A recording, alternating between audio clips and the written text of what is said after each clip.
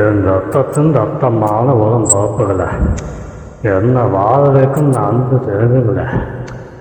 எல்லாருக்கும் வணக்கம் தம்பி. எனக்கு ரொம்ப சந்தோஷமாக இருக்குது. நான் போனதுனாலே என்னோடய வாய்ஸை எடுத்து நீங்கள் மெமரி பண்ணுறீங்கன்னா அது ரொம்ப ரொம்ப அருமை. நான் கல்யாண வீட்டுக்கே போனாலும் அங்கே ரத்தம் எழுத சோறு போட்டால் தான் தம்பி சாப்பிடுவேன். மறுபடியும் உங்கள் எல்லாருக்கும் ஒரு வழக்கத்தை சொல்லிட்டு நான் இருந்த இடத்துக்கே நான் போகிறேன். வாழ்க அண்ணா வளரியா ஒட்டுமா என் தாழ்நாள் ஆனேன். அம்மா ஐயோ